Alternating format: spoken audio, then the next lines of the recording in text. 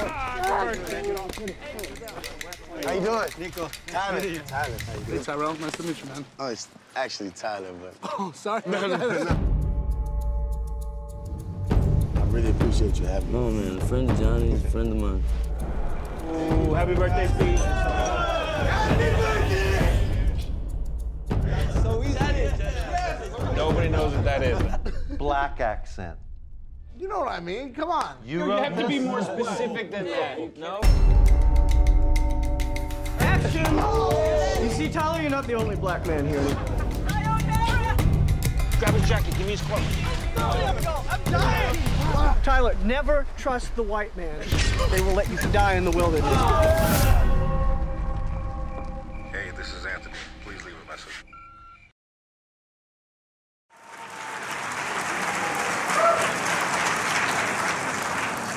Hello, I'm Sundance and I'm here to do the Q&A, so please help me welcome Sebastian Siva back to the stage.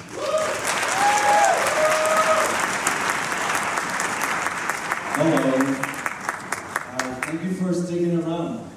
I don't know how we do this. We're just going to throw it right out to you guys, because I'm sure you have a ton of questions. Do you want to bring anyone else? Is anyone on your team here? Yeah.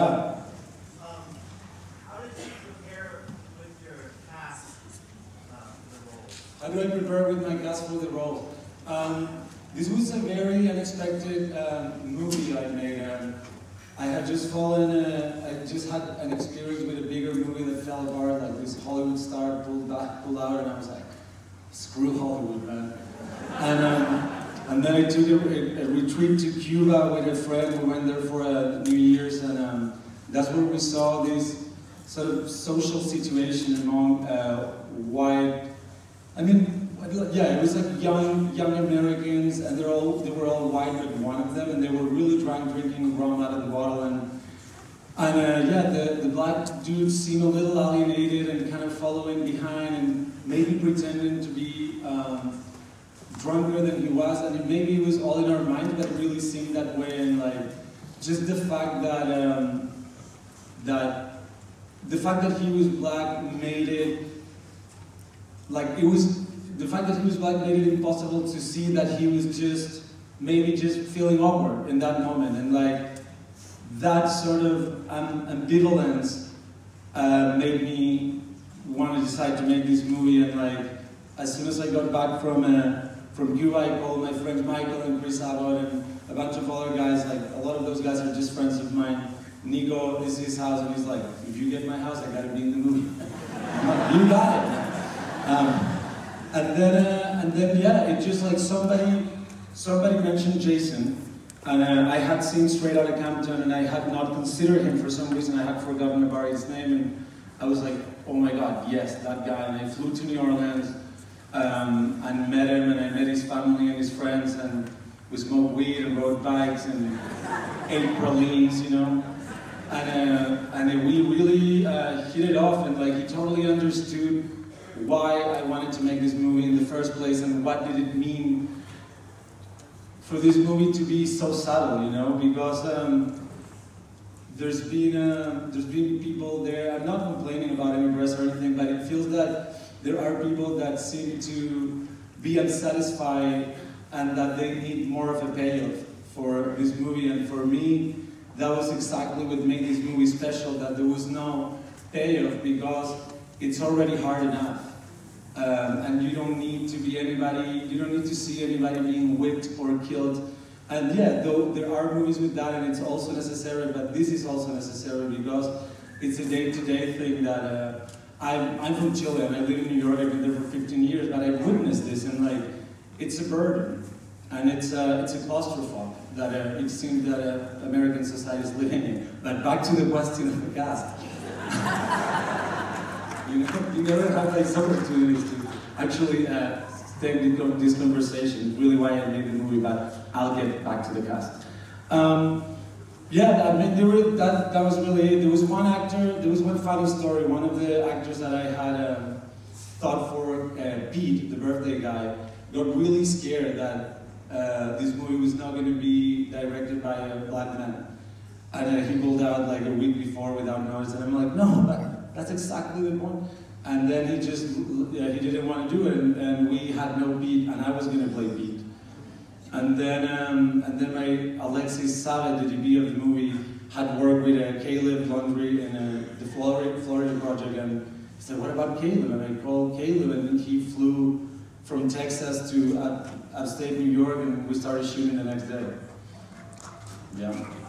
Caleb, he was really incredible. More questions? There's one right up front.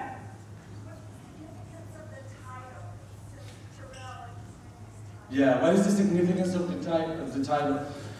I mean, first of all, I mean, there's like, I feel that everybody's like, what do you want to say with this movie? And it's like many things, like, and that's how I feel about movies in general. I don't want to be fed something that it goes down so easily. Like, I'm talking about many things, and the fact that the movie is called Tyrel and the guy is called Tyler means two things. One is that he is Tyler, right? He is not a black man. He is a black man, but he's Tyler before he is that. And then Tyrel is because it's the first microaggression that comes in the movie, and like it goes extremely unnoticed, and he doesn't even care, you know. And the movie is very much about that, like to live with this sort of burden that are these tiny or microaggressions, you know, and like and also it makes press very confused because everybody's like, hey, so when Tyrel goes, I mean, it's Tyler. Yeah, but that's the reason, is to point out the microaggressions and can they be forgiven? It's context, does context matter? Many questions, you know, and really this movie is really made to create more questions and open dialogue than give an answer. But yeah, that's what, yes. So I just want to commend you on how great this movie was, and I just want to say as an African American, especially in the circles out there, this movie struck a chord with me. It really resonated. I'm an adaptation and sometimes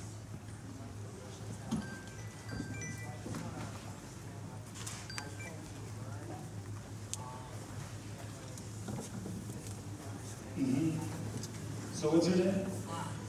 Miles is an African-American guy here, just telling me that, for the ones that didn't hear, that he suffered a lot through these microaggressions, and he's asking me how do I get a sense of that and how does it come about, and it's like, I mean, it's there, guys. It's not, it's, you see it all the time, and like,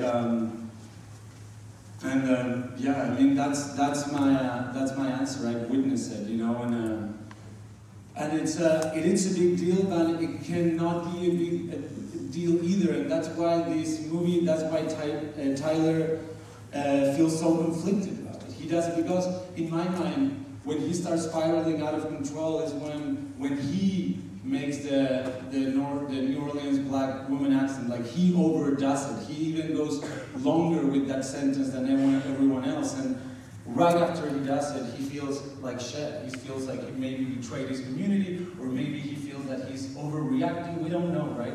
He doesn't know. That's what he says when he's crying with John. He's like, man, I don't know what the fuck is going on. Like, this is a clusterfuck, and that's where he's living. But it also runs.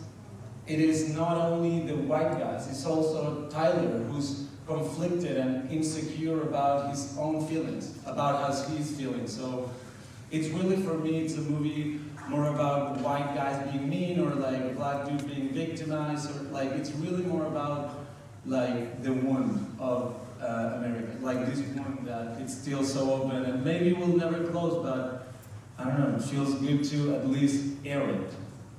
I have a question. Did you guys explore gender part of all this? Gender? With you and the cast and all? Yeah. What do you mean? Well, I mean, it was a guy. Yeah. Was there any exploration of the gender part of it? Is there any exploration of the gender? I mean, not really. It was like, I remember one actor told me, it's like, who goes with their friends in the county? And I'm like, everybody. But yeah, there's like, girls are missing clearly, but that's why they're behaving like that too, you know? Yeah, I don't know, like, I guess I went to an all-boys school, you know, I'm gay. And there was this one gay that some critics said, like, yeah, they had the gay token. I'm like, motherfucker, he's my friend. It's just my friend that I invited. But yeah, we didn't really, I didn't really go through so much thought about gender. Yes. How much of the script was written and how much was improvised? Dude, surprisingly, this movie, as fast as it came about, this movie, like, 1st of January, I thought of the concept, and we were done with shooting, like, the 2nd week of March. It was, like, the fastest movie ever. And I did write a screenplay, 80 pages in 10 days, thanks to my passion and Adderall. It was achievable. And yeah, surprisingly, we truly followed, we really followed the screenplay. Of course, there is improv, you know, and again, listen to my accent. Like, I don't want to put specific words on Caleb, who's from Texas, or Jason, who's from New Orleans. Like, they were gonna be running with the sort of social nuances of these characters, and that's why this movie was such a beautiful collaboration. Okay, we have time for 2 more questions. Yep. Yes. Oh, sorry. I was the guy behind, but yeah, you next. First of all, I just want to thank you so much. I almost didn't make it here because I read one of those reviews, and it was comparing it to another film that was much more plot-driven and acted in an obvious way. And in watching this, it had the very same effect on me, but from an internal way. And I don't think there's some right now that was subtle. It felt very nice. And I also don't necessarily feel like it was a movie, but it's actually the evolution of this experiment, this thing that we're all trying to do. So it's kind of amazing, and especially the way it's incredibly hard to see, but it's amazing to see what it's like when some people don't have to go through their life with thinking about consequences of acts and can live so freely, and other people don't, and what it's like for them to see each other react. And it's thank you. Oh, you're welcome, man. Thanks so much. Yeah, I gotta say something about the press that felt that it wasn't enough, and like, I never want to fight the press because it's so petty to be like, the ones that didn't like it, they don't get it. But they really didn't. No, because I mean, to be completely honest, like, I feel that it's not a collage of random vignettes. Like, it really isn't. Like, everything is highly studied. Like, nobody in any review had mentioned the do-rag. Nobody's mentioned any sort of detail on, like, nobody's mentioned the details, and this movie exists only because of those details, and I feel that to feel that the payoff of this movie is not enough, and that they need some whipping, or they need some blood, or they need some unjust sort of incarceration, or whatever it is that Roger Ebert needs to see what is, to understand this pain, because it's a strong pain, and yeah, it's not, yeah, you feel it's so used to it, but it is a huge payoff that that a man on his 30s cries because he's confused, and then that movie ends with a shitty selfie. Like, that is really tragic. It is really tragic, and it could be hopeful for some people, but it definitely, for me, it does have a payoff, and to feel that this movie is just like, oh yeah, some dudes in a cabin, it's like it's really lacking sensibility for the black community, truly. That's how I feel. My question was just specifically, do you think that review is an example of not having to deal with consequences of it? But then I don't want to fight these people. Like, they can really write whatever they want, but I do feel that way, yeah. I do feel that there is a lack of understanding, and there is a lack of empathy, truly, because I do believe that it's really tragic what Jason, Tyler, or anybody from the black community goes through, even though if it seems so nuanced. And like, I've gone through that just because being part of it, my own minority, you know, and like, it's not easy, and not just because it's established, it's okay, and it ceases to be a tragedy. So there you go, Roger Ebert. Thank you, everyone. Thank you so much, you guys. Appreciate it.